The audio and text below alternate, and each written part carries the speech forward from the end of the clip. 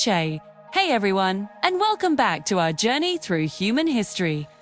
Today, we're re-diving into a super exciting time when our ancestors started to put down roots and build the first permanent homes. Imagine leaving the nomadic life behind and actually settling down. How did they do it? What did their lives look like? Let's find out. Heading to a place called Burzahum in what is now Kashmir. Here, archaeologists have found something truly amazing. Pit jet, as the name suggests. These were houses dug into the ground. People would carve out a pit and then build a home inside it. To get in and out, they even carved steps leading down. Why build underground? Well, it was a brilliant way to stay warm during the harsh, cold winters. Think of it as natural insulation. It's incredible to see this kind of early engineering, solving problems with the resources they had. But what's even more fascinating is what archaeologists found inside and outside these pit houses: cooking hearths. This simple detail tells us a huge story. It suggests that people had a choice. On a cold, windy, or rainy day, they could cook their meals safely inside their cozy pit house. But on a beautiful, sunny day, they could cook outdoors, enjoying the fresh air. This flexibility shows a real understanding of their environment and a desire for comfort. 2. It's the first hint of what we now call a home, a place for both shelter and daily life. It's not just a cave anymore. It's a space they designed and lived in.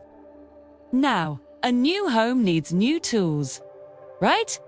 2. The shift to a settled life happened during a period we call the Neolithic era, or the New Stone Age. And the tools from this time were a major upgrade from the earlier Paleolithic or Old Stone Age. What was the big difference? Polish.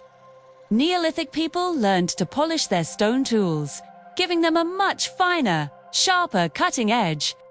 This made tasks like cutting wood for their huts or clearing land for crops much more efficient. They were working smarter, not just harder. Among the most important new tools were mortar and pestles. You've probably seen these in kitchens today. A heavy bowl and a grinder used for crushing spices or making pastes. Well, our Neolithic ancestors invented them for a game-changing purpose: grinding grain. As people started farming, they needed a way to process crops like wheat and barley. The mortar and pestle allowed them to crush these grains into flour, opening up a whole new world of food. Bread, porridge, you name it, it all starts here. And it's mind-blowing to think that this simple, effective technology is still used in kitchens all over the world, thousands of years later. Of course, they didn't just throw out all the old stuff. The tried and true Paleolithic-style tools, like hand axes and choppers, were still made and used. And let's not forget tools made from other materials, like bone. Bone needles, awls, and harpoons were incredibly useful for detailed work, like sewing clothes or fishing. This blend of old and new technology shows us that ancient people were practical. They used the best tool for the job, whether it was a brand new polished axe or a reliable old chopper. It was all about having a versatile toolkit for their new, settled lifestyle. With a permanent home and a steady food supply, another big innovation appeared: pottery. For the first time, people started making earthen pots. Imagine the process: taking clay from the earth, shaping it with your hands, and firing it to make it hard and durable. These pots were a game changer for storage. 2.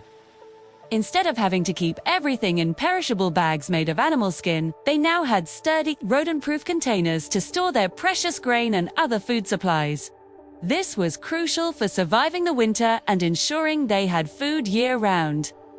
Some of these pots weren't just functional. They were beautiful.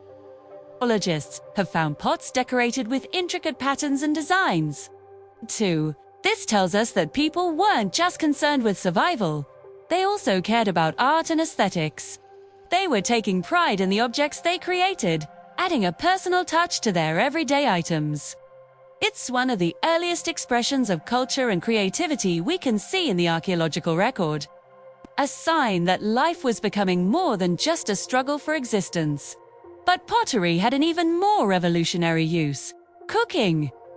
People began using pots to cook their food directly over the fire. This was a massive leap forward in cuisine. Grains like rice, wheat, and lentils, which had become a central part of their diet, could now be boiled and cooked into soft, easily digestible meals. Think about making a stew or a porridge. This was now possible. It unlocked more nutrients from their food and made meals much more diverse and delicious. The invention of the cooking pot truly transformed the way humans ate. Speaking of transformations, let's talk about fashion. As people settled down, they also began weaving cloth. How do we know this? For one, we've found evidence that they were growing plants like cotton. But we've also found tools like spindle whorls, which are small, weighted discs used for spinning fibers into thread. From this thread, they could weave fabric. This meant they no longer had to rely solely on animal hides for clothing. They could create lighter, more flexible textiles, which would have been much more comfortable, especially in warmer climates. This is the very beginning of the textile industry that we know today. So, with all these incredible changes, permanent houses, farming, new tools, pottery, weaving, you might think that everyone across the world suddenly switched to this new lifestyle overnight. But that wasn't the case at all. This was a slow, gradual process that happened at different speeds in different places over thousands of years. It wasn't a clean break from the past. In many areas, people continued their traditional hunter-gatherer lifestyle for a very long time. They knew their land, and their methods had worked for generations, so there was no immediate reason to change. In other places, people adopted farming and herding slowly, perhaps starting with a small garden plot while still hunting and gathering for most of their food. It was a transition, not a revolution. And in some cases, people created a hybrid lifestyle. They would combine activities, doing different things during different seasons. For example, they might farm and tend to their crops during the spring and summer, then go on extended hunting trips in the autumn to stock up on meat for the winter. This practical approach allowed them to get the best of both worlds, the reliability of farming and the rich resources of the wild. It shows how adaptable and intelligent our ancestors were, constantly experimenting and finding the best strategy to thrive. This period wasn't about one single way of life, but about a world of diverse cultures, all figuring out their path into the future. And that's our look into the beginnings of settled life, from underground homes and polished tools to the first pots and woven clothes. The Neolithic era was a time of incredible innovation that set the stage for the world we live in today. Thanks so much for watching. If you enjoyed this journey back in time, don't forget to like, subscribe, and hit that notification bell so you don't miss our next adventure. See you in the next video.